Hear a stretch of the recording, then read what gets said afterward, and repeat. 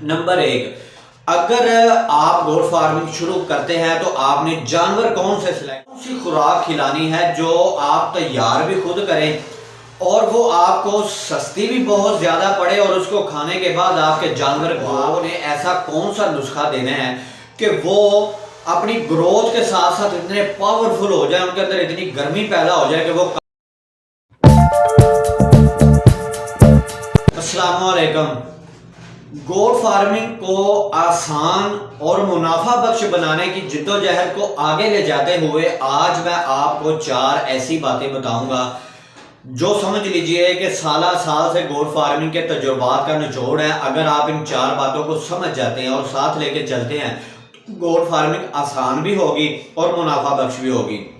Number एक, अगर आप गोट फार्मिंग शुरू करते हैं तो आपने जानवर कौन से सिलेक्ट करने हैं, सबसे ज्यादा जरूरी बात है। क्योंकि अगर आपने जानवर ठीक सिलेक्ट कर लिए, किस तरह के करने हैं ये मैं अभी आपको बताता हूं। अगर ठीक सिलेक्ट कर लिए तो आप समझ लीजिए गोट फार्मिंग बहुत मुनाफा बख्श हो गई। नंबर दो, आपने ऐसी कौन सी खुराक खिलानी है जो आप तैयार भी खुद करें और वो आपको सस्ती भी बहुत ज्यादा पड़े और उसको खाने के बाद आपके जानवर ग्रोथ इस तरह से करें कि आप खुद हैरान हो जाएं कि जानवर ग्रोथ कितना कर रहे हैं। नंबर तीन, आपका जो ब्रीडर है, चाहे वो बकरियों के लिए ब्रीडिंग के लिए रखा गया है या वो कुर्बानी के लिए तैयार करने के लिए रखे गए हैं, तो उनको आपने ऐसा कौन सा नुस्खा देना है कि वो अपनी ग्रोथ के साथ साथ इतने पावरफुल हो जाए, उनके अंदर इतनी गर्मी पैदा हो जाए कि वो काबू से बाहर हो जाए। नंबर चार, आपके जो बकरों के छोटे बच्चे हैं, चाहे वो आपकी बकरियों के हैं या आप बगैर बकरियों के लेके आए हैं छोटे बच्चे, उनको आपने कौन सी खुराक देनी है, किस तरह से रखना है कि उनकी बुनियाद ऐसी हो सके कि वो आगे जाके बहुत ज्यादा हैवी वेट ब्रीडर और अच्छे हाइट लेंथ वाले बकरे बन सके। तो इन 4 बातों को अभी मैं प्रैक्टिकल करके और आपको मुकम्मल तौर पे दिखाऊंगा फायदा क्या होता है। अच्छा जी, नंबर 1 की बात कर लेते हैं कि जानवर सिलेक्ट कौन से करने हैं। तो ये आपको नज़र आ रहा है, ये 2 पट्ठें बहुत बड़ी बड़ी हैं, ये बकरी के साथ आई थी। आपने इस तरह की बकरी ख़रीदनी है कि जिसके साथ 2 बकरे हों और वो आगे से गब्बन हो।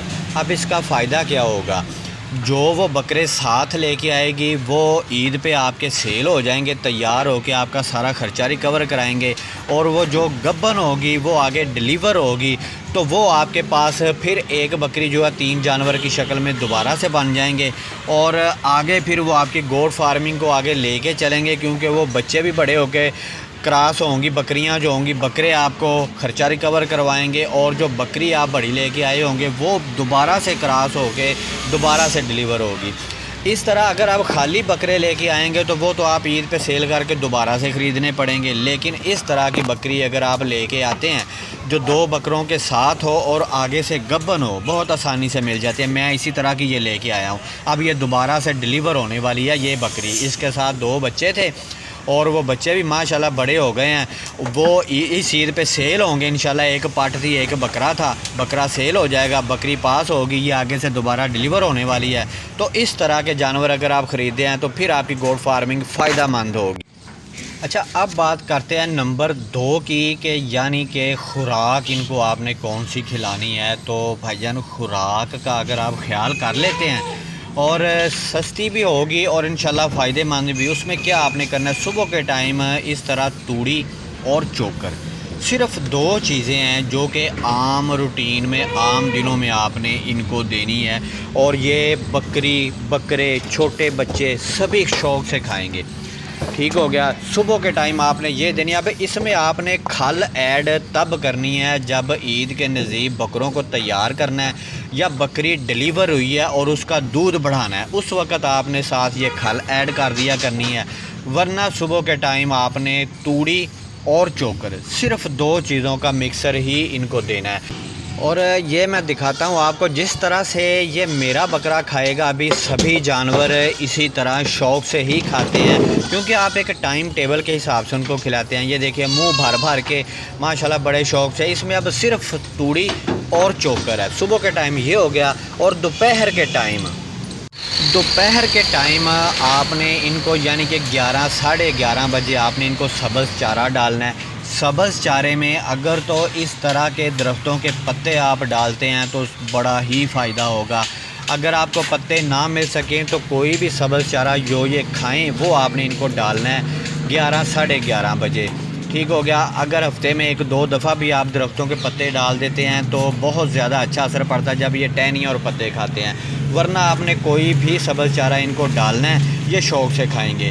अब जब ये 11:30 बजे ये खा लेंगे सब्ज़ चारा, फिर आपने 1:30 बजे या 2 बजे के करीब, बल्कि 1 से 2 बजे के दरमियान इनको डालना है पानी। ये छोटे बच्चे भी आप देख रहे हैं पानी कितने शौक़ से पी रहे हैं। पानी में आपने क्या करना है कि गुड़ और आटा ये मिक्स करके इनको पिलाना है ताकि ये पेट भर के सारे जानवर पिएं। ये बच्चे पी रहे हैं, अभी बड़े जानवर भी आपको दिखाता हूँ, बड़े भी इतने शौक़ से पिएंगे, पूरा बड़ा बर्तन ये खाली कर देते हैं, इतना पानी पीते हैं।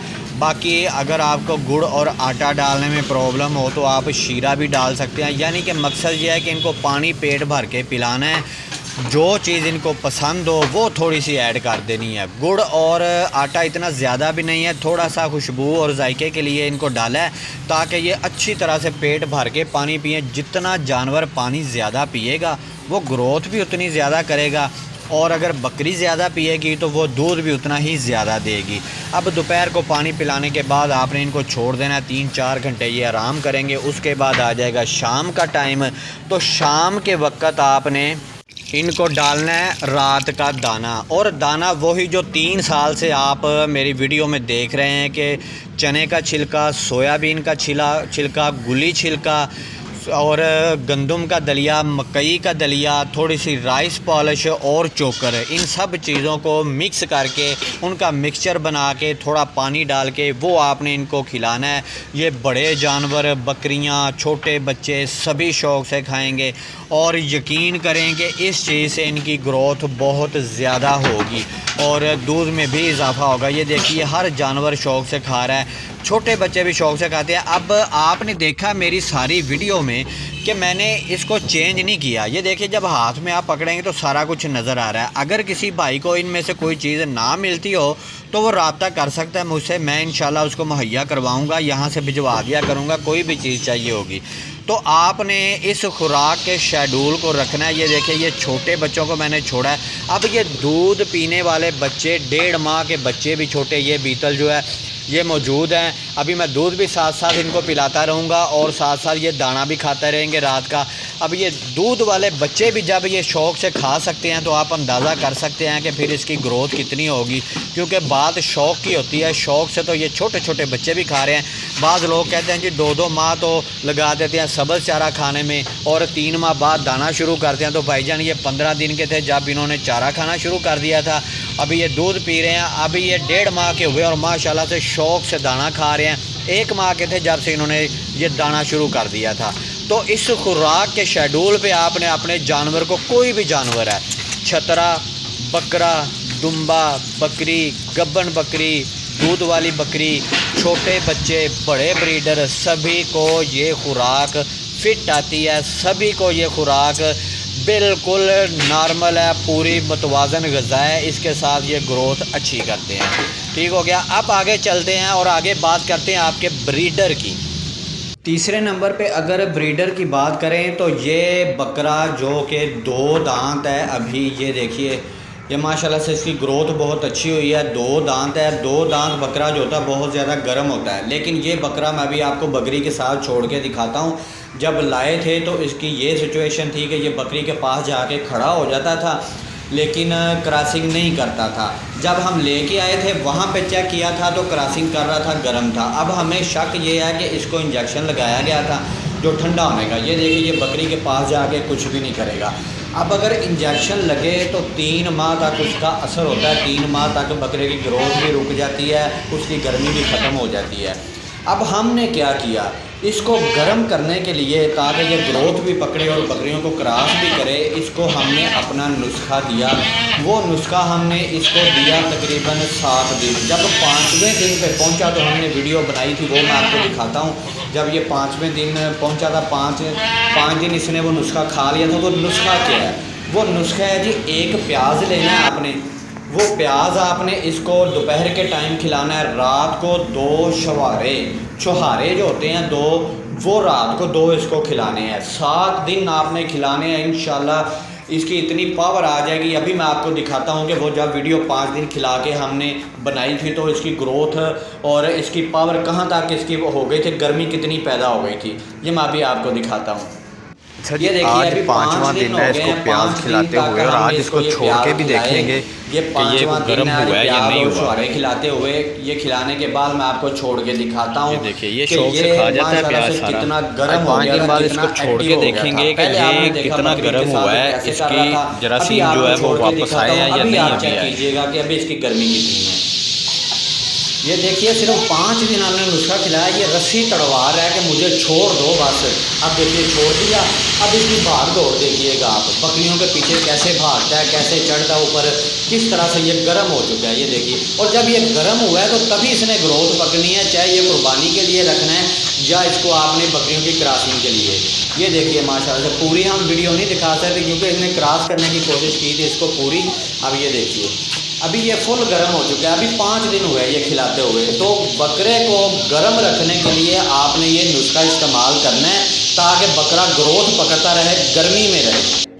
अब बात करते हैं जी चौथे नंबर पे छोटे बच्चों की।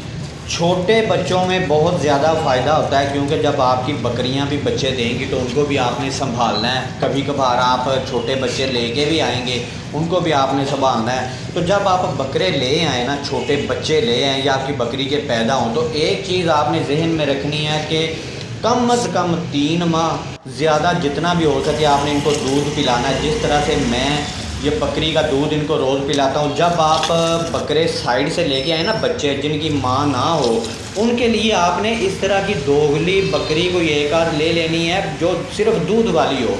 25-30 हज़ार की आराम से आ जाती है। इस तरह आपने दूध निकाल के उन बच्चों को कैलकुलेशन करके एक जैसा सबको दूध पिलाना है। जिस तरह मैं ये कंडे के ऊपर तोल के इनको सबको एक जैसा दूध पिलाता हूँ, और टाइम टेबल के हिसाब से आपने सुबह और शाम दोनों टाइम इनको दूध पिलाना है। कम अज़ कम 3 माह। 3 माह से अगर ऊपर भी चले जाएं तो फिर आप जितना आपको अवेलेबल हो आप पिला सकते हैं। वो इनकी ग्रोथ में बहुत ज़्यादा असर डालता है। असल इनकी बुनियाद हाइट लेंथ करने में दूध का किरदार बहुत ज़्यादा है। दूध में आपने कोताही नहीं करनी, दूध आपने बच्चों को मेंटेन करके एक जैसा सबको पिलाना है। जब आपकी बकरी के बच्चे हों ना तो आपने उसको भी डायरेक्ट बकरी के नीचे दूध नहीं पिलाना, इस तरह फीडर के साथ सबको एक जैसा पिलाना है। बकरी के नीचे पिलाने से ये होता है कि कोई ज़्यादा पी लेता है, कोई कम पी लेता है। इस तरह अगर आप मेंटेन करके इनको पिलाएंगे तो ये बहुत ज़्यादा ग्रोथ करेंगे। जब आप इनको दूध मेंटेन करके पिलाएंगे ना तो ये 1 माह के बल्कि 20 दिन के अंदर चारा खाना शुरू कर देंगे, और जब 1 माह के होंगे तो ये दाना भी साथ खाना शुरू कर देंगे, मिक्सचर भी खाना शुरू कर देंगे। जिस तरह ये मेरे बच्चे खाते हैं माशाल्लाह एक्टिव। देखिए ये मेरे जो बकरियों के बच्चे सारे देखिए, ये मैं साइड से लेके आया था और 2 बकरी के साथ थे। ये बकरी के साथ नहीं, पाट वाइट, इसको भी मैं फीडर के साथ पिला रहा हूँ। इस तरह ये होता है कि सब एक जैसा दूध पीते हैं। अब ये एक्टिव इतने ज़्यादा इसीलिए है कि इनको दूध एक टाइम पे मिल रहा है, एक जैसा मिल रहा है, और ये दाना भी खाना शुरू कर देंगे। यानी कि ये 1 माह का जब इन्होंने ये देखिए दाना भी खाना शुरू कर दिया था। ये दूध पीते बच्चे हैं, ये दाना खा रहे हैं। इसमें गंदम भी है, मकई भी है, चने का छिलका भी है, सुबह का जो मिक्सर खिलाते हैं वो भी है। तो भाईजान इस तरह अगर ये चारों पॉइंट आप जहन में रख के गोट फार्मिंग शुरू करते हैं तो इंशाअल्लाह ताला मैं भाइयों को सच्चे दिल से ये बात बता रहा हूँ कि आपको नुकसान नहीं होगा, फ़ायदा ही होगा। बेशक आप पहले कैलकुलेशन कर लीजिए कि जिस तरह की बकरियां मैंने बताई हैं, बकरों के साथ जो गब्बन होंगी वो आपको कब कब कितना कितना डिलीवर होकर फ़ायदा देंगी, दूध का कितना, इसके पे मुकम्मल वीडियो तो मैंने बनाई हुई है, लेकिन आप अपने तौर पे भी कैलकुलेशन कीजिए और इंशाअल्लाह ताला आप तरक्की करेंगे अगर आप इन 4 बातों का ज़हन में रख के गोट फार्मिंग शुरू करते हैं। तो जो नए भाई हैं उनको ज़रूर करना चाहिए काम। पुराने भाइयों को तो पता है कि इसमें नुकसान नहीं, फ़ायदा होता है। फिर भी अगर किसी चीज़ की समझ नहीं आ रही, कहीं पे आपको नुकसान लग रहा है या किसी भाई का नुकसान हुआ है तो मुझसे रब्ता करें। मैं इंशाअल्लाह ताला गाइड करने की कोशिश करूँगा और बताऊँगा कि वो नुकसान किस वजह से हुआ है।